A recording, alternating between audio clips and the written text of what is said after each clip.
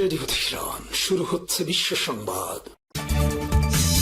বাংলাদেশের সর্বশেষ গুরুত্বপূর্ণ আপডেট সংবাদে আপনাকে স্বাগত। শুরুতেই সংবাদ শিরোনাম, পরে বিস্তারিত। প্রথমেই জানাবো, আদমজী ইপিজেডের গোডাউনে আগুন 6 ঘন্টা নিয়ন্ত্রণ আসেনি। নারায়ণগঞ্জের সিদ্ধিরগঞ্জে অবস্থিত আদমজী ইপিজেডে অনন্ত অ্যাপারেলস লিমিটেডের একটি গোডাউনে অগ্নিকাণ্ডের ঘটনা ঘটেছে। এই ঘটনায় কোনো ধরনের হতাহতের খবর পাওয়া যায়নি, তবে এই রিপোর্ট লেখা পর্যন্ত বেলা 11টায় এখনও আগুন নিয়ন্ত্রণে আসেনি। এদিকে খুলনায় সাংবাদিককে লক্ষ্য করে মুহুর্মুহুর গুলি, আহত এক। এসএটিভির খুলনা প্রতিনিধি, মেট্রোপলিটন সাংবাদিক ইউনিয়নের এমইউজের ট্রেজারার এবং টিভি রিপোর্টার্স ইউনিটির সাধারণ সম্পাদক রকিবুল ইসলাম মতিকে লক্ষ্য করে গুলি করেছে দুর্বৃত্তরা। আজ দিবাগত রাত 12:30টার দিকে নগরীর জাতিসংঘ শিশু পার্কের পশ্চিম পাশে এমন ঘটনা ঘটে। এরপর জানাবো, সাবেক রাষ্ট্রপতির বাড়ির রাস্তার জন্য হাওরের মধ্য দিয়ে রাস্তা তৈরি করে পরিবেশ ধ্বংস করা হয়েছে। এ কারণে সিলেট অঞ্চলে প্রতিনিয়ত বন্যা হচ্ছে বললেন রুহুল কবির রিজভী।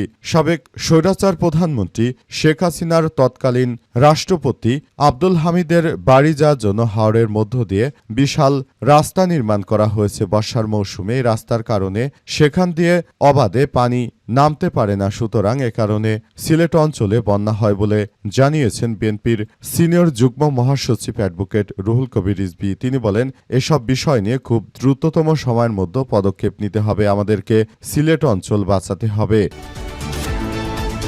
এবারে জানাবো, চট্টগ্রামের আন্ডারওয়ার্ল্ডে নতুন নাম ডেবি ডিমন। ব্যবসা প্রতিষ্ঠানে সন্ত্রাসী হামলার ঘটনায় প্রশাসনের নজর কেড়েছে। বিলাসবহুল ভবনের ছাদে হাঁটতে হাঁটতে ফোনে কথা বলছেন, ব্যাকগ্রাউন্ডে হিন্দি গানের মিউজিক বাজছে। 5 তারকা হোটেল ছাড়া তিনি মিটিং করেন না, এমন এক সন্ত্রাসী বর্তমান চট্টগ্রামকে নস্যাৎ করে দিচ্ছে। চট্টগ্রামের আন্ডারওয়ার্ল্ডের এই সন্ত্রাসী একটি ব্যবসায়িক প্রতিষ্ঠানে হামলা ও ভাঙচুর করেছে এর বাহিনী। তার নির্দেশে ওই ইন্টারনেট প্রোভাইডার কোম্পানির কাছ থেকে 2 কোটি টাকা চাঁদা দাবি করা হয়েছে। পাশাপাশি প্রতি মাসে 10 লক্ষ টাকা করে দেওয়ার কথা বলা হয়েছে। চাঁদা না দেওয়ায় ব্যবসা প্রতিষ্ঠানে হামলা ও ভাঙচুর চালিয়েছে এমন এক সন্ত্রাসীর নতুন নাম হচ্ছে ডেবি ডিমন। একে খুঁজছে পুলিশের সদস্যরা।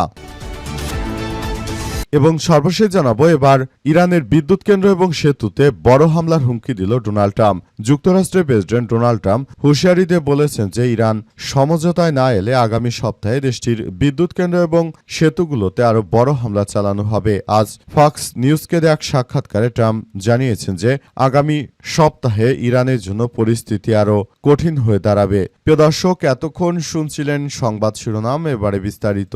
তবে তার আগে বন্ধুরা, অনুরোধ থাকবে এই সংবাদটিতে একটি লাইক দিন। এই চ্যানেলে আপনি নতুন হয়ে থাকলে আমাদের সংবাদটি দেখতে দেখতে চ্যানেলটি সাবস্ক্রাইব করে রাখুন। কমেন্ট করে বন্ধুরা আপনার মূল্যবান মতামত জানিয়ে দিন আপনি বিশ্বের কোন দেশ থেকে বা বাংলাদেশের কোন স্থান থেকে আমাদের সংবাদটি দেখছেন এবং শুনছেন। আর বন্ধুরা, সংবাদটি আপনার সোশ্যাল মিডিয়া ফেসবুকে শেয়ার করে বন্ধুদেরও দেখার সুযোগ করে দিন। গাজা যুদ্ধে আপনি যদি নিরীহ ফিলিস্তিনিদের ভালোবেসে থাকেন বন্ধুরা, কমেন্টে ইয়েস লিখে পুরো বিশ্বকে আমাদের এই তাজা আপডেটটি দেখার সুযোগ করে দিন। এবারে বিস্তারিত। সাবেক রাষ্ট্রপতির বাড়িতে রাস্তার জন্য হাওরের পরিবেশ ধ্বংস করা হয়েছে বললেন রুহুল কবির রিজভী। বিএনপি সিনিয়র যুগ্ম মহাসচিব অ্যাডভোকেট রুহুল কবির রিজভী জানিয়েছেন যে প্রধানমন্ত্রীর উপদেষ্টা ও বিএনপি সিনিয়র যুগ্ম মহাসচিব অ্যাডভোকেট রুহুল কবির রিজভী বলেছেন যে অতীতে উন্নয়নের নামে অপরিকল্পিতভাবে পরিবেশ ধ্বংস করা হয়েছে। এর বড় উদাহরণ হল সাবেক রাষ্ট্রপতি আব্দুল হাওরের মাঝখান দিয়ে তারা রাস্তা তৈরি করে অপরিকল্পিত উন্নয়ন করে তারা এলাকাটি ধ্বংস করেছে। এখন আমরা দেখতে পাচ্ছি যে প্রতি বছরই সিলেটে নদ নদীর পানি বৃদ্ধি পেয়ে তারপর হাওর অঞ্চল দিয়ে পানি বের হতে না পারার কারণে মূলত সিলেটের পুরো অঞ্চল ডুবে যাচ্ছে। আওয়ামী দুর্বৃত্তদের এই দুঃশাসনে ভুক্তভোগী হাওরবাসীরা, তারা এই রাস্তার কারণে আসলে যেভাবে সেখান দিয়ে পানি নামার কথা ছিল প্রকৃতপক্ষে সেটি হয়নি। সুতরাং এই ধরনের কার্যক্রম যে তারা চালিয়েছে সেটি আমাদের সবার জন্য এক ভয়াবহ বিপর্যয়কর পরিস্থিতির সৃষ্টি করেছে। এই হাওরের পানি যদি সঠিকভাবে নামতে পারত তাহলে এই ধরনের কোনো বিপর্যয় বা বন্যার পরিস্থিতি সিলেট অঞ্চলে ঘটত না। পরিকল্পিতভাবে আসলে তারা হাওরের মাঝখান দিয়ে রাস্তা তৈরি করার কারণে মূলত হাওর অঞ্চলে এই ধরনের এক ভয়াবহ বিপর্যয়কর পরিস্থিতির সৃষ্টি হয়েছে। তাই এখনই সময় এই বিষয়টি নিয়ে আবারও সংসদে উপস্থাপন করে আলাপ আলোচনার মাধ্যমে এই মুহূর্তে যে ধরনের কার্যক্রম করা যায় সেটি অবশ্যই আমাদেরকে পরিচালিত করতে হবে। তাছাড়া দেশের বন্যা পরিস্থিতি কিন্তু উন্নতির দিকে নেওয়া সম্ভব হবে না। খুলনায় সাংবাদিককে লক্ষ্য করে দুর্বৃত্তদের গুলি, আহত এক। এসএটিভির খুলনা প্রতিনিধি মেট্রোপলিটন সাংবাদিক ইউনিয়ন বা এমইউজের ট্রেজারার ও টিভি রিপোর্টার্স ইউনিটের সাধারণ সম্পাদক রকিবুল ইসলাম মতিকে গুলি করে দুর্বৃত্তরা। আজ দিবাগত রাত 12টার দিকে নগরীর জাতিসংঘ শিশু পার্কের পশ্চিম পাশে এমন ঘটনা ঘটে। গুলির লক্ষ্যভ্রষ্ট হয় মতি প্রাণে রক্ষা পেয়েছে, তবে সরা গুলির আঘাতে সাংবাদিক আওয়াল আহত হয়েছে। এদিকে এমইউজের খুলনার কোষাধ্যক্ষ রকিবুল ইসলাম মতি সহ সাংবাদিকদের লক্ষ্য করে দুর্বৃত্তদের গুলিবর্ষণের প্রতিবাদে হামলাকারীদের গ্রেপ্তারের দাবিতে 12টায় খুলনা প্রেস ক্লাবের সামনে মেট্রোপলিটন সাংবাদিক ইউনিয়ন বা এমইউজে খুলনার উদ্যোগে প্রতিবাদ সমাবেশ ও মানববন্ধন কর্মসূচি ডাক দিয়েছে। সাংবাদিক রকিবুল ইসলাম মতি জানিয়েছেন যে প্রতিদিন রাতে অফিস শেষ করে কয়েকজন সাংবাদিক জলিলের চায়ের দোকানের পাশে বসে গভীর রাত পর্যন্ত আড্ডা দিয়ে বাড়ি ফেরেন। আজকের আড্ডায় আমার সঙ্গে খুলনা প্রেস ক্লাবের সাবেক সদস্য সচিব ও এমইউজের খুলনা সাবেক সাধারণ সম্পাদক, স্টার নিউজের খুলনা ব্যুরো প্রধান Rafiul Islam Tutul, the business standard পত্রিকার খুলনা ব্যুরো প্রধান আওয়াল শেখ এবং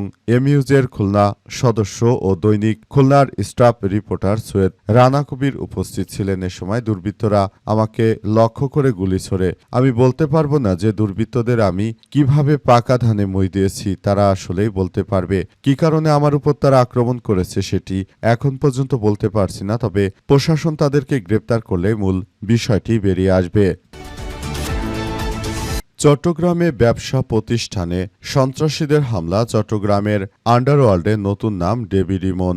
বিলাসবহুল ভবনের ছাদে হাঁটতে হাঁটতে ফোনে কথা বলছেন, ব্যাকগ্রাউন্ডে হিন্দি গানের মিউজিক বাজছে, কখনো 5 তারকা হোটেলের লবিতে বৈঠক করছেন অন্যদের সঙ্গে, কিংবা বিলাসী বারে বসে বিয়ার খাচ্ছেন।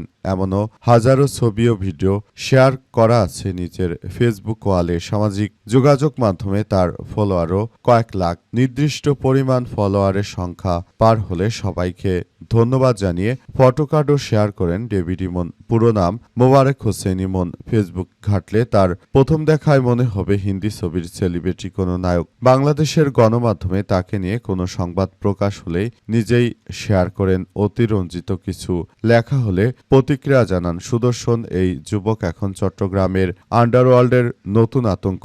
নগরীর পুলিশের ঘুমও কেড়ে নিয়েছেন তিনি। সর্বশেষ আলোচনায় এসেছে গত সোমবার দুপুরে বাকুলিয়া এক্সপ্রেস রোডে একটি ইন্টারনেট সেবা প্রদানকারী প্রতিষ্ঠানে হামলা ও ভাঙচুর চালিয়ে রাজনীতিবিদ থেকে শুরু করে ডেভেলপার কোম্পানি, ইন্টারনেট ডিশ ব্যবসা, গার্মেন্টস কিংবা খাতুনগঞ্জের আড়তদার সবার কাছে এক মূর্তিমান আতঙ্কের নাম ডেভিড ইমন। বিদেশি নম্বর থেকে ফোন করে সরাসরি চাঁদা চান, চাঁদা না দিলেই লোকজনকে পাঠিয়ে দিয়ে তারপর সেখানে সবকিছু ভাঙচুর, হামলা ও এমনকি সবকিছু নস্যাৎ করে মানুষকে গুলি করে হত্যার ঘটনা ঘটেছে উক্ত নয়া সন্ত্রাসীকে। তাই আইন শৃঙ্খলা রক্ষাকারী বাহিনীর সদস্যরা খুঁজছে। আদমজী ইপিজেডের গোডাউনে ভয়াবহ আগুন, 6 ঘণ্টায়ও আসেনি নিয়ন্ত্রণে। নারায়ণগঞ্জের সিদ্ধিরগঞ্জে অবস্থিত আদমজী ইপিজেড অনন্ত অ্যাপারেলস লিমিটেডের একটি গোডাউনে অগ্নিকাণ্ডের ঘটনা ঘটেছে। এই ঘটনায় কোনো ধরনের হতাহতের খবর পাওয়া যায়নি। আজ 4টায় অগ্নিকাণ্ডের এই ঘটনা ঘটে, তবে ফায়ার সার্ভিসের 12টি ইউনিট আগুন নিয়ন্ত্রণে কাজ শুরু করেছে। সকাল 10টার পরও আগুন নিয়ন্ত্রণের কাজ চলছে, তবে এখন পর্যন্ত আগুন নিয়ন্ত্রণে আসেনি। সেখানে এমনভাবে আগুন লেগেছে যে আগুন পুরোপুরি তীব্র আকার ধারণ করেছে এবং এসব এলাকায় আগুন ছড়িয়ে পড়েছে। আগুনের ভয়াবহতা খুবই ভয়ঙ্কর আকার ধারণ করেছে। এমন ধরনের অগ্নিকাণ্ডের ঘটনা অতীতে খুব কমই হয়েছে। এর আগে বাংলাদেশের বিমানবন্দরে আগুন লেগেছিল, তখন কিন্তু এরকমভাবে ব্যাপক আগুন ও ক্ষয়ক্ষতির ঘটনা ঘটে। এমন ঘটনা ঘটতে থাকলে তাহলে বাংলাদেশের উপর থেকে যারা বিনিয়োগকারী রয়েছে বিদেশি, তারা অবশ্যই তাদের বিনিয়োগ তুলে নেবে। এতে ব্যাপক ধ্বংসযজ্ঞর মুখে পড়বে বাংলাদেশের সরকার। তারা যতই চেষ্টা করুক না কেন, বিদেশিরা আর বাংলাদেশের শেয়ার বাজারে কোনো বিনিয়োগ করবে না। এতে সরকার চরমভাবে ধসের মুখে পড়তে পারে। সুতরাং এখনই দেশের সুশৃঙ্খল পরিস্থিতি ফিরিয়ে আনা বর্তমান সরকারের প্রধান দায়িত্ব। কিন্তু সরকার সেটিকে না করে বরঞ্চ তারা আসলে এই মুহূর্তে ব্যস্ত রয়েছে সেলফি তোলা নিয়ে। তারা ব্যস্ত রয়েছে কোথায় গিয়ে কোন অনুষ্ঠান করা যায়, বৃক্ষরোপণের মতো অহেতুক কর্মকাণ্ড তারা পরিচালনা করছে। কারণ সারা দেশে যদি ২০ কোটি বৃক্ষরোপণ করা হয়, তাহলে মনে হয় আর কৃষিকাজের জন্য কোনো জমি থাকবে না। এত বিপুল পরিমাণ বৃক্ষ বাংলাদেশে যদি রোপণ করার মতো মনে হয় না কোনো জায়গা রয়েছে। আর তেমনই প্রজেক্ট হাতে নিয়েছে বিএনপি, এটা নিয়ে সবাই সমালোচনা করছে।